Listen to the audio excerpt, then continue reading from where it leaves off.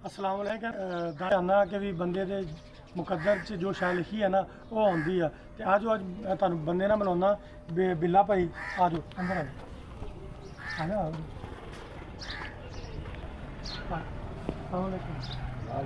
की हाल चाल है शुक्र बंदा जी इन्हें गां लियांदी आ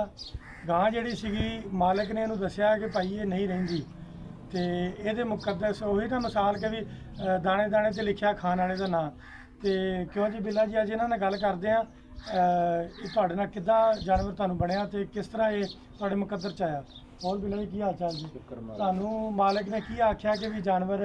ਉਹਨੇ ਆਖਿਆ ਜੀ ਸਾਡਾ ਰਹਿੰਦਾ ਨਹੀਂ ਦਾ ਅੱਗੇ ਹੋ ਜਾ ਥੋੜਾ ਉੱਚੀ ਬੋਲੋ ਸਾਡਾ ਰਹਿੰਦਾ ਨਹੀਂ ਦਾ ਉੱਚੀ ਬੋਲੋ ਅੱਛਾ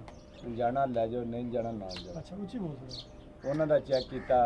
ਅੱਛਾ ਵੀ ਬੁਰ ਹੋਇਆ ਮਾਸ਼ਾਅੱਲਾ ਸਾਡੇ ਵਿੱਚ 4 ਮਹੀਨੇ ਦੀ ਗੱਭਣ ਨਿਕਲੀ ਸਹੀ ਮਾਸ਼ਾਅੱਲਾ ਤੇ ਉਹਨੇ ਤੁਹਾਨੂੰ ਵਾਲਾ ਨਾ ਲਾਣੀ ਅੱਗਿਆ ਜੇ ਪੈਸੇ ਲੈਣੇ ਤੇ ਆਦੇ ਵਾਪਸ ਲੈ ਜਾਓ ਇਹ ਜਾਨਵਰ ਰਹਿੰਦਾ ਨਹੀਂ ਰਹਿੰਦਾ ਤੇ ਉਹ ਜਦੋਂ ਉਹਨੂੰ ਪਤਾ ਲੱਗਾ ਕਿ ਵੀ ਇਹ ਜਾਨਵਰ ਰਹਿ ਗਿਆ ਤੇ ਉਹ ਬਾਅਦ ਚ ਤੁਹਾਨੂੰ ਕੀ ਕਹਿੰਦਾ ਉਹ ਆਂਦਾ 5.5 ਲੱਖ ਰੁਪਈਆ ਦਾ ਵਾਪਸ ਦੇ ਦੇ ਮੈਂ ਨਹੀਂ ਦੇਣਾ ਲਓ ਜੀ ਇਹ ਦੇਖ ਲਓ ਕਿ ਵੀ ਮਾਲਕ ਨੂੰ ਨਹੀਂ ਸੀ ਪਤਾ ਕਿ ਵੀ ਇਹ ਜਾਨਵਰ ਰਹਿ ਗਿਆ ਤੇ ਅਸੀਂ ਤੁਹਾਨੂੰ ਜਾਨਵਰ ਵੀ ਵਿਖਾਉਂਦੇ ਆ ਪਹਿਲਨ ਸੂਆ ਸੀਗੀ ਗਾਂ ਤੇ ਉਹਨੇ ਆਖਿਆ ਜਦੋਂ ਵੀ ਤੂੰ ਲੈਣੀ ਆ ਲੈ ਲਾ ਨਹੀਂ ਲੈਣੀ ਤੇ ਨਾ ਲੈ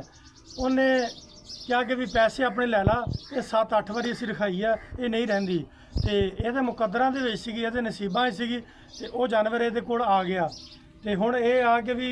ਮਾਸ਼ਾਅੱਲਾ ਇਹਨੇ ਜਦੋਂ ਚੈੱਕ ਕਰਾਇਆ ਨਾ ਜਾਨਵਰ ਨੂੰ ਮਾਸ਼ਾਅੱਲਾ ਸੂਣ ਵਾਲਾ ਨਿਕਲਿਆ ਤੇ ਉਹਨੇ ਆਖਿਆ ਕਿ ਵੇਲੇ 2 ਗੁਣਾ ਪੈਸੇ ਲੈ ਲਾ ਜਾਨਵਰ ਮੈਨੂੰ ਮੋੜ ਦੇ ਇਹਨੇ ਆਖਿਆ ਨਹੀਂ ਤੇ ਮਾਸ਼ਾਅੱਲਾ ਤੁਹਾਨੂੰ ਜਾਨਵਰ ਵਿਖਾਉਂਦੇ ਆ ਜਾਓ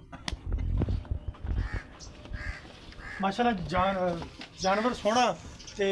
ਨਸਲੀ ਜਾਨਵਰ ਆ ਇਹ ਮੁਕੱਦਰਾਂ ਦੀ ਗੱਲ ਆ ਨਾ ਇਨਸਾਨ ਨੂੰ ਮੁਕੱਦਰਾਂ ਦੀ ਗੱਲ ਆ ਮੁਕੱਦਰ ਖੇਡਦੇ ਨੇ ਤੇ ਮਾਸ਼ਾਅੱਲਾ ਬਹੁਤ ਸੋਹਣਾ ਜਾਨਵਰ ਆ ਤੇ ਪਹਿਲਾ ਸੂਆ ਜਾਨਵਰ ਦਾ ਤੇ ਅੱਲਾਹ ਪਾਕ ਨੇ ਇਹਦੇ ਨਸੀਬ ਖੋਲੇ ਮੈਂ ਇਹ ਤੁਹਾਨੂੰ ਇਹ ਮਕਸਦ ਦੱਸਣ ਦਾ ਥੋੜਾ ਪਿੱਛੇ ਹੀ ਹੁਣ ਤਸਵੀਰ ਆਉਂਦੀ ਸਾਡੀ ਇੱਧਰ ਆ